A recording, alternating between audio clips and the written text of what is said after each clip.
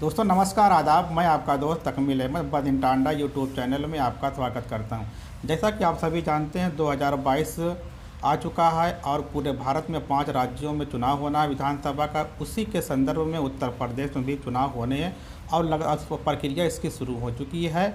आज एक चरण के मतदान 58 सीट पे पश्चिमी उत्तर प्रदेश में हो चुके हैं, जो तकरीबन 58% वोट वहाँ पे हुई है। तो हम बात कर रहे हैं, तो अब वो लोग पूरब की तरफ हर पार्टियां हर फ्रंट आगे बढ़ रहे हैं। तो इसी फ्रंट की तरफ हम बात करने चल रहे हैं।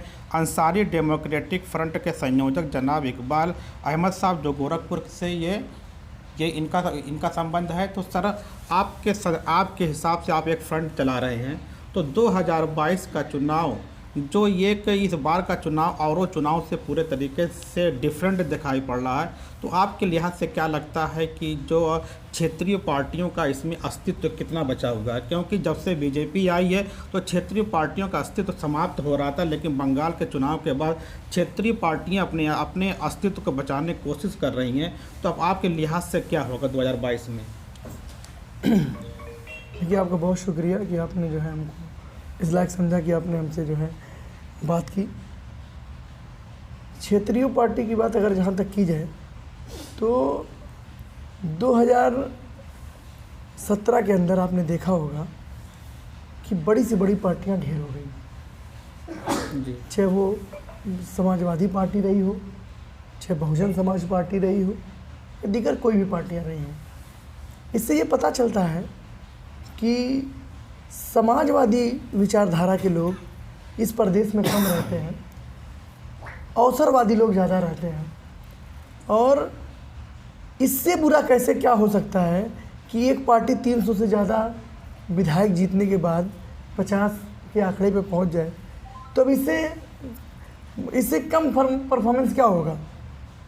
और जो सबसे बड़ी बात है कि कोई भी दुनिया की कोई पार्टी हुई, कोई बिजनेस हुआ या कोई भी चीज़ हुई, जहाँ इंसाफ नहीं होगा वो एक दिन ख़त्म हो जाएगी।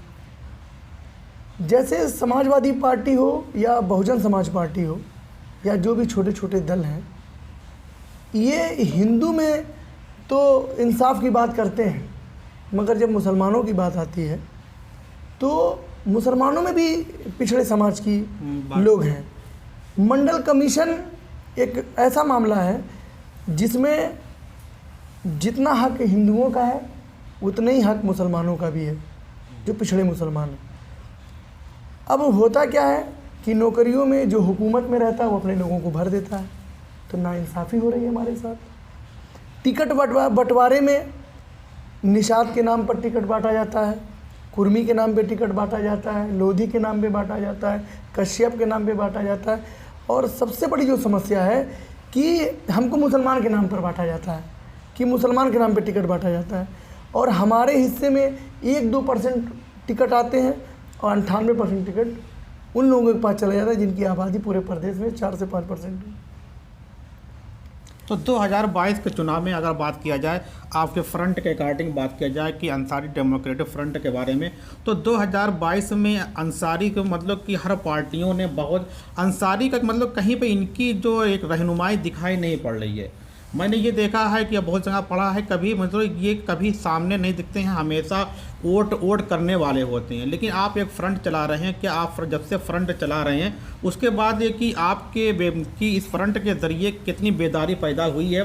क्या 2022 में ये समाजवादी पार्टी की तरफ जाएंगे कि पीस पार्टी की तरफ जाएंगे, ये कहाँ ये जाएंगे? देखिए, कहना जैसे लोग कहते हैं, खास करके पिछड़े समाज के लोगों को, ये जब तक ये बात नहीं समझेंगे कि ये इस्लामिक लड़ाई नहीं है, ये सामाजिक लड़ाई है। जहाँ इस्लाम की बात आएगी वो हम सबसे पहले अपनी जान निसार करने के लिए सबसे आगे आएंगे। ये हमारे रोजी रोटी का मसला है, हमारे सामाजिक मामला है और हिस्सेदारी का मामला है। जब संविधान, ये देश जो है किसी ग्रंथ से नहीं चलता, संविधान से चलता है। तो संविधान के दायरे में आज हमको मंडल कमीशन ने पिछड़ावादी पिछड़े में बांटा है, तो हिस्सेदारी के नाम पे हमारे पास कुछ नहीं आ रहा। आबादी हमारी है 54% की आबादी में 38% क्या नाम है हिंदू बिरादरी है पिछड़े में, 16% हम लोग हैं। तो हिस्सेदारी कहाँ हमारी है? और रही बात कौन किसकी तरफ जाएगा, कोई मूवमेंट कभी भी हिस्सेदारी नहीं दिला सकता। कभी भी कोई भी मूवमेंट अवेयरनेस पैदा करता है, लोगों को जगाने का काम करता है। आपको हिस्सेदारी तभी मिलेगी जब आपका कोई राजनीतिक संगठन होगा। हिस्सेदारी हमेशा राजनीतिक संगठन दिलाता है। आप देखिए 2% निषाद, 2% राजभर, 1% मुसहर, अलग अलग बिरादरियों के जो छोटे छोटे संगठन चल रहे हैं, सब अपनी हिस्सेदारी तय कर रहे हैं। हमारा समाज जागरूक नहीं है, उसको इस समाज से नहीं, उसको मालूम नहीं है कि राजनीति क्या है, राजनीति से होता क्या है। और लेकिन हम लोग आज जो बात कर रहे हैं, हमारे बाप दादा ने कभी 50 साल पहले बातें की थी, कुछ लोग 20 साल पहले किए थे। आज धीरे धीरे समाज इकट्ठा हो रहा है और इंशाअल्लाह मैं ये नहीं कहता कि इस बार कुछ होगा। इस बार जो मेरा आकलन है कि फिर से बीजेपी एक बार आने जा रही है, इसलिए कि इन्होंने एक मतलब मुसलमानों की तस्वीर लगाने तक से इनकार कर दिया। टिकट बंटवारा तो छोड़ दीजिए, मतलब अपने पोस्टरों पर मुसलमानों को जगह नहीं दी है। तो इनके साथ तो वही होना है। और जब तक मुसलमान बीजेपी को हराता रहेगा, इसके दिन कभी अच्छे होने वाले नहीं हैं। ये जो गवर्नमेंट बनने जा रही है, मेरा जो अपना मानना है, वो बसपा और बीजेपी से मिल करके बनेगी। पूर्ण बहुमत की गवर्नमेंट किसी की नहीं आ रही है। और पूर्वी उत्तर प्रदेश में बीजेपी को हराना बहुत मुश्किल है। पश्चिम में तो पूरे सिरे से मामला ख़त्म हो रहा है, लेकिन पूर्वी उत्तर प्रदेश में राम मंदिर के नाम पर और भी जो तमाम वो है, यहाँ हिंदुत्व बहुत मजबूत स्थिति में खड़ा है। आपसे आखिरी सवाल ये है कि आप अंसारी डेमोक्रेटिक फ्रंट के संयोजक हैं, इस लिहाज से उत्तर प्रदेश के अंसारी समुदाय से क्या कहना चाहेंगे? हम तो बस इतना ही कहना चाहेंगे कि आप मुद्दों पे वोट करिए, आप पार्टी बेस पे ना वोट करिए। आप देखिए कि आपके समाज के आदमी को कहाँ हिस्सेदारी मिल रही है और वोट करिए। कोई आपके समाज में आता है तो आप पूछिए कि हम आपको वोट क्यों करें, वोट करने से हमारे समाज को क्या मिलेगा। आज हमारा पूरा कारोबार खत्म हो गया। क्वेश्चन किया जाए, कोई अगर आता है वोट करने के लिए, हाँ, और अगर नहीं है तो कहिए तुमसे बेहतर बीजेपी है।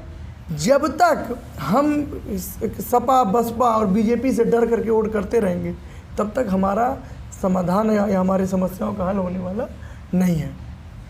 तो आपने देखा कि इकबाल साहब वो कहा कि पूरे तरीके से अब ये वक्त चेंज हो रहा है। लोगों को, अपने समुदाय को, अपने क्षेत्र को आगे बढ़ाने के लिए जब तक हम आगे नहीं आएंगे और अपनी बातों को खुलकर सामने नहीं रखेंगे, वो किसी भी पार्टी का हो, किसी भी फ्रंट से हो, तब तक हम कुछ पा नहीं सकते हैं। तभी हमारा बेहतर मुस्तकबिल हो सकता है। Okay, thanks. फिर मिलते हैं एक नए सेगमेंट में नए टॉपिक के साथ।